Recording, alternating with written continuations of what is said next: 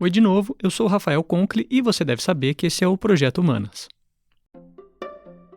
Então, no episódio passado a gente conversou sobre elementos básicos de podcasts narrativos, ou mais especificamente, de podcasts narrativos com contação de histórias.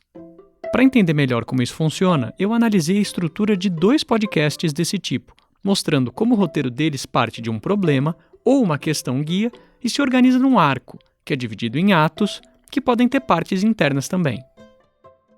Só que, se a gente for olhar, toda essa conversa estava centrada numa coisa: no texto ou no roteiro. Eu não tratei daquele que talvez seja o principal elemento de um podcast: a voz. É sobre isso que eu vou, falar aqui hoje. O que a voz ou as vozes são capazes de fazer num podcast e como elas podem ser usadas para fazer com que um produto roteirizado não seja e nem soe simplesmente a leitura de um texto. São vozes que tornam essa mídia tão atraente. Elas são um elemento que torna o produto reconhecível, que dá essas qualidades que se costuma atribuir a podcasts, como a capacidade que eles têm de produzir intimidade e familiaridade. Se você ouve podcasts de mesa redonda ou de bate-papo, você sabe do que eu estou falando. QR Code, Merigo. Por quê? Jamais critiquei. Isso! Essa era a É verdade. Essa era a É pergunta. verdade, o Yasuda sempre falou bem. Esse é um episódio do Braincast, um podcast que se define como de conversas curiosas para mentes criativas. Camisetas pretas têm QR Codes para as pessoas poderem me achar nas redes sociais? Como assim? A cada episódio, os apresentadores debatem sobre algum tema atual. Nesse caso aí, é sobre QR Codes. No pedacinho que a gente ouviu, já dá para sentir o clima. É um papo bem espontâneo, com alguma piada interna com um dos apresentadores, muita risada, voz se sobrepondo. O tema estava começando a ser introduzido ali por volta de 10 minutos do programa. Goste você ou não, essa liberdade de interação fala sobre a relação de confiança que esses produtos têm com o público. O Braincast, como outros mesacasts de sucesso, se permitem isso. É uma lógica diferente de um podcast narrativo, apesar de que neles também pode existir momentos de interação. Mas como fazer um produto que é praticamente todo roteirizado soar natural, como se não fosse só uma leitura? É aí que vem aquela famosa máxima: escreva como você fala. Como toda máxima, essa é uma frase bem genérica, que diz mais pelas perguntas que ela deixa no ar. Uma primeira coisa para a gente extrair daí é que ela é um convite a encontrar o próprio estilo.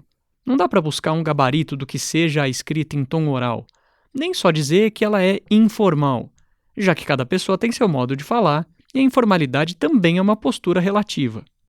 Dito isso, alguns princípios podem ser úteis na construção de um texto que se pretenda próximo da oralidade. Eu diria que o primeiro deles é o tamanho das orações. Se você for uma pessoa comum, sem um fôlego de atleta, faz o teste de ler qualquer oração com mais de 3 linhas de uma vez só e grava o áudio. Como numa corrida, é bem provável que você tenha precisado tomar ar no caminho ou tenha terminado sem ele. A oração longa demais tem riscos, traz ideias demais, elementos demais. Ela tem suas razões de ser, mas se você está contando algo para alguém e não escrevendo um artigo, onde é preciso prestar contas do que você não fez, ou de todo mundo que dá sustento para o que você diz, elas podem ser menos necessárias. A escolha de palavras é um segundo fator que ajuda na construção de um texto oral, ainda mais falando de ciências. E aqui, aquele trabalho da tradução tem o seu papel. Falar de ciências exige que, em algum momento, a gente apresente conceitos próprios daquela área. Nas ciências humanas isso é um desafio particular, já que muitas palavras do dia a dia se tornam conceitos com sentidos muito específicos, desde sociedade até indivíduo. O escritor William Zinsser, autor do famoso manual de escrita Como Escrever Bem, alerta sobre o perigo da gente ser condescendente com o leitor na tentativa de ser informal. O excesso de didatismo e os enxertos para se simular uma conversa podem eles sim soar artificiais e arruinarem a construção de um texto fluido. E somado a isso vale um segundo aviso. Onde é que o ouvinte pode se perder? Quais palavras podem levar ele a se confundir ou a não entender o que está sendo dito? E até que ponto elas precisam ser explicadas? Esse é um dilema importante e permanente para quem trabalha com divulgação. Encontrar o limite dos sacrifícios que são permissíveis. Bom, mas de novo eu estou falando de texto. É meio inevitável, porque é ele que traça o caminho para a voz num podcast roteirizado. Só que é a voz que conduz. A voz impõe um tempo, um ritmo ao texto. Pausas, variações de tom, tudo isso constrói sentido, faz parte do processo de narrar. Mas voltando à máxima do escrever como se fala, tem algo importante que ela não diz quando a gente fala de podcasts. Em algum momento é preciso ler o que se escreveu. Mesmo que você escreva como fala, se você ler como você escreveu, exatamente como escreveu, a oralidade pode ir por água abaixo. As minhas contribuições aqui são poucas e simples. A principal, eu diria, que é nem toda letra precisa ser pronunciada. Acho que você está percebendo que eu estou fazendo isso aqui. As contrações que a gente costuma fazer no português quando fala, os paras que viram pra ou o verbo estar que vira tá, podem ser assumidas. Os R's no final de verbos no infinitivo também podem cair.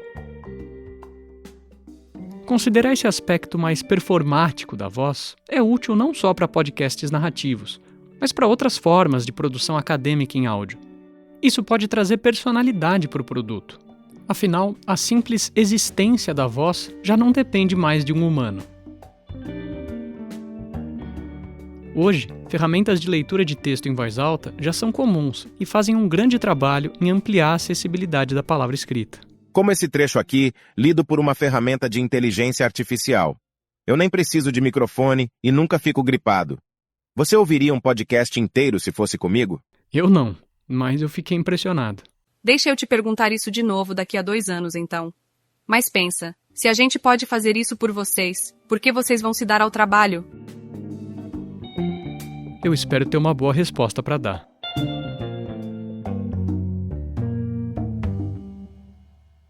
O sentimento de proximidade num produto roteirizado dificilmente vai vir da sensação de você estar numa mesa de bar.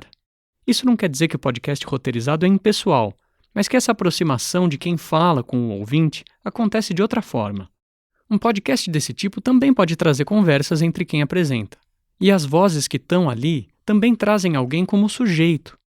Nos exemplos que a gente explorou até agora, quem narra é também parte daquilo que conta. Essas pessoas não são enunciadoras distantes que só relatam acontecimentos. Também não se colocam como vozes de autoridade de um determinado saber. E aqui eu volto para o começo da estrutura narrativa. Uma forma de estreitar a relação com o ouvinte é na construção da pergunta ou do problema que vai guiar o episódio. São questões que tocam e movem também quem conta, não só pensadas para serem entendidas por quem ouve. E aí você pensa assim, quem nunca na adolescência flertou com alguma teoria maluca de alienígena? Eu sim. Eu também. Aqui é de novo o episódio Eles Não Querem Que Você Saiba, da 4ª temporada do podcast 37 Graus. Eu vou tomar ele mais uma vez aqui como exemplo, porque a gente já está com ele na cabeça, já mapeou como ele é. Então isso facilita para explorar mais a fundo o papel das vozes. As apresentadoras, a Sara Zubel e a Bia Guimarães, vão abrindo a trilha de investigação do episódio como um processo vivenciado por elas, em que a própria descoberta dos objetos de pesquisa é tematizada. Conta como foi que você caiu nessa história. Eu estava pesquisando sobre teorias de conspiração no Brasil. E aí eu achei um artigo sobre um fenômeno que supostamente só aconteceu aqui. E era uma coisa que eu nunca tinha ouvido falar. O episódio fala sobre o poder e as consequências da crença em teorias conspiratórias. E a história central é sobre colonos japoneses no Brasil, que acreditavam que o Japão tinha vencido a Segunda Guerra Mundial. E quem destrincha esse evento com elas no episódio, no começo, é o pesquisador Rogério Dezen. Aqui a Bia Guimarães conta dessa aproximação com ele. Eu fui conversar com o Rogério pra gente entender essa história e, na verdade, o que ele me falou é que pra ele também foi uma surpresa, quando ele ouviu pela primeira vez. Ele estava estudando História na USP, lá por 1997, e chegou a hora de decidir o que ele ia pesquisar na iniciação científica. Era um grupo, né? Um projeto da... O grupo de pesquisa que ele fazia... A Bia vai apresentando pra gente um pouco do caminho do Rogério até ele decidir se dedicar ao tema de pesquisa dele.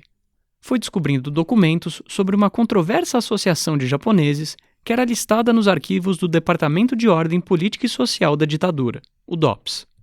E beleza, o Rogério estava mais ou menos decidido a pesquisar sobre os imigrantes alemães. Até que a orientadora dele veio com um papo que ele achou meio estranho. Tem uns prontuários de uns japoneses malucos, ela falou bem assim, fanáticos aí que matavam, assim, eu falei, japoneses fanáticos, eu falei, não, isso aqui não tá meio, né? No começo ele achou esquisito esse termo, fanáticos, na verdade ele não gosta até hoje, mas piscou uma luzinha na cabeça dele. E nesses documentos desse grupo de japoneses que estavam sendo chamados de fanáticos, aparecia bastante uma associação clandestina chamada Shindorenmei. A descoberta do tema pelo Rogério ainda segue por um tempo, trazendo um encontro com o avô da namorada dele, com quem ele fala da associação. E o espanto desse senhor serve como impulso final para ele iniciar a pesquisa sobre a associação. E aí eu fui lendo, eu comecei a me surpreender, porque era uma coisa inimaginável. No sentido de o que chama mais atenção, né? Um matando o outro. Aí depois você vai começar adentrando nisso e começa a entrar nessa questão das fake news. Como esse pessoal acreditou nisso? Né? Como você vai acreditar? E não, tudo bem. Um mês depois que a guerra acabou, sei lá, mas 6 meses depois, como tem gente ainda acreditando e propagando isso? Com essa história toda do Rogério sendo contada, e com ele participando do processo, a gente tem acesso a uma dimensão que nem sempre é conhecida do público leigo: a construção da motivação e os primeiros passos de um processo de pesquisa. Esse momento da escolha e da organização é parte do que o episódio conta. Isso tem um papel lateral, mas o programa se permite tempo para isso. É nesse sentido que o Rogério, como pesquisador, também é apresentado como um sujeito. Trazer para o corte final esses bastidores da ciência pode ajudar a desmistificar a figura de cientistas e pesquisadores e do que eles fazem. Esse é até um alerta que o professor Wilson Bueno faz quando ele comenta sobre as diferenças e aproximações entre divulgação e comunicação científica. Para ele, uma possibilidade de aproximar esses dois modos de falar sobre ciência é mostrar como a ciência é feita, que ela parte de pessoas e instituições com interesses e limites em contextos específicos. Isso aproxima a ciência das pessoas comuns, já que mostra que ela, numa grande medida, é feita por pessoas comuns, que estão trabalhando, e não por gênios heróicos. Bom, mas como a gente já falou, nessa trama de vozes que é um podcast narrativo, quem guia é a voz do narrador. É ela quem aponta para onde a história vai. Então não é preciso que, num episódio como esse do 37 Graus, tudo esteja na voz do próprio Rogério Dezen ou de qualquer outro dos pesquisadores que aparece. A história dele é uma das peças do enquadramento narrativo, e quem conta boa parte da trajetória dele, de como ele se aproximou do tema de pesquisa dele, é a Bia mesmo, uma das narradoras, reconstruindo de uma forma talvez mais breve o que ele contou para ela. Essa é uma decisão difícil e pode envolver critérios diferentes, mas essas outras vozes, por mais que sejam também sujeitos, estão ali em função de quem narra. Não é preciso que tudo que alguém contou seja dito por essa mesma pessoa. O narrador sintetiza, faz paráfrases, cortes e escolhas em função do que o episódio quer contar. E não são só vozes que fazem parte disso. Áudios de arquivo, trilha sonora, sons ambientes, tudo isso faz parte desse tecido sonoro, em que cada linha tem a sua função. A alternância entre esses elementos dá movimento ao produto, mas a variedade por si só não é vantagem. O que importa é a relação entre esses elementos, como eles se complementam. Vamos ouvir um pedaço um pouco mais longo desse episódio do 37 Graus para ver como isso funciona. Esse é um momento chave, é a passagem daquela história de setup que apresentou o problema geral para a história central do episódio. Vamos lá. Há muitas maneiras de uma história começar. É setembro de 1945 e a Segunda Guerra Mundial finalmente acabou depois de 6 anos de conflito entre as grandes potências mundiais. Terminou a guerra! E se a vida dos imigrantes por aqui já não era fácil antes, durante a guerra só ficou pior. Between the United States and the Japanese Empire. E como o Brasil e o Japão lutaram de lados opostos, ser japonês por aqui também significava ser um inimigo do Estado. Uhum. Mas agora que a guerra acabou, tem gente nas colônias japonesas já pensando em voltar para a Ásia. Quem sabe até para viver em alguns dos novos territórios conquistados, como as Filipinas. Circula pela comunidade uma foto que marca a vitória japonesa, com a seguinte legenda: aliados se rendem incondicionalmente ao vencedor exército nipônico na Baía de Tóquio. Na colônia de Itaquera, em São Paulo, eles até hastearam a bandeira do Japão.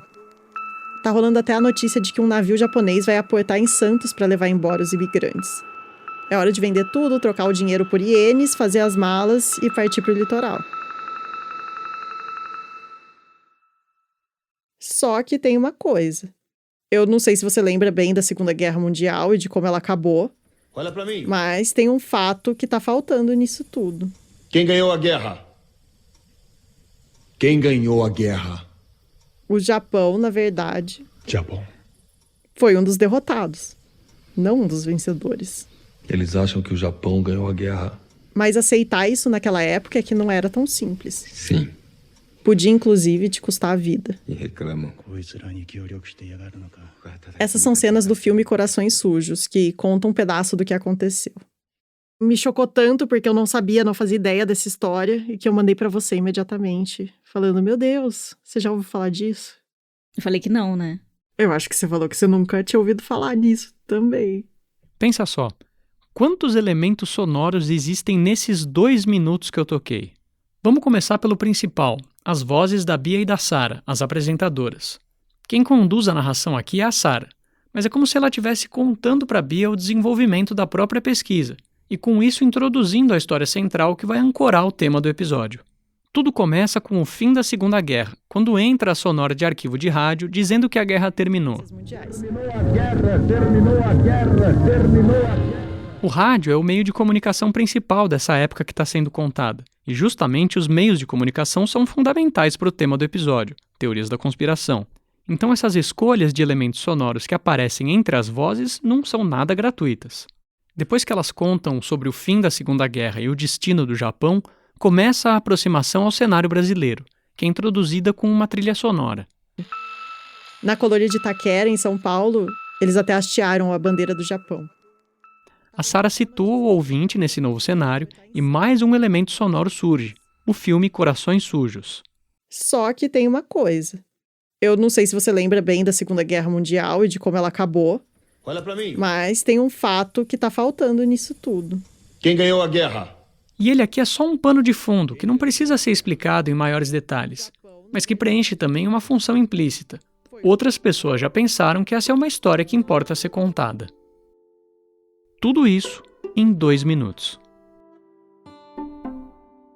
E se você for medir nesse intervalo, qual desses elementos fica continuamente em escuta ou em alta pela maior quantidade de tempo, é um trecho de voz da Sara, quando ela conta da ideia de japoneses voltarem para o país de origem com o fim da guerra.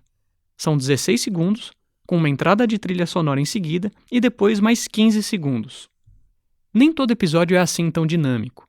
Aqui esses elementos todos estão construindo um cenário novo para o que esse episódio está contando. Eu trouxe esse exemplo só para mostrar como esse tecido sonoro pode ser. Cada elemento tem uma função ou mais de uma. A voz informa, o filme e o rádio ilustram, mas também evocam uma época, assim como a música, que também tem um papel estético. Articular isso tudo não é só um trabalho de encaixe no roteiro. Antes disso tem a pesquisa e depois tem a edição. Essas peças todas juntas constroem um produto sonoro mais complexo, com um nível de produção alto, em que cada elemento sonoro se justifica. Nem todo podcast tem essa variedade de elementos sonoros e nem precisa ter. Mas olhar um produto como esse de perto ajuda a perceber como que a gente pode aproveitar a diversidade de elementos sonoros e a interação entre eles. Mas, sobretudo, as vozes aí, elas não só enunciam, elas são alguém e podem mostrar momentos, escolhas e pessoas por trás de um tema. E aí, os áudios de outras mídias, que têm uma função informativa ou também estética, podem mostrar aquilo que as vozes não precisam dizer. Agora que a gente já viu os elementos básicos de um podcast narrativo, ou, mais especificamente, de um podcast narrativo que conta histórias, no próximo episódio eu vou me aproximar de uma produção específica, em que as ciências humanas estão na base para ver como elas operam lá. É o Projeto Quirino, uma produção da Rádio Novelo que lança um olhar afrocentrado para a realidade brasileira e que é um marco do trabalho conjunto entre acadêmicos e jornalistas para se fazer um podcast. E para isso a gente vai ouvir mais vozes que não só a minha. O que é que tem a dizer as pessoas que fizeram parte dessa empreitada? Até mais ouvir.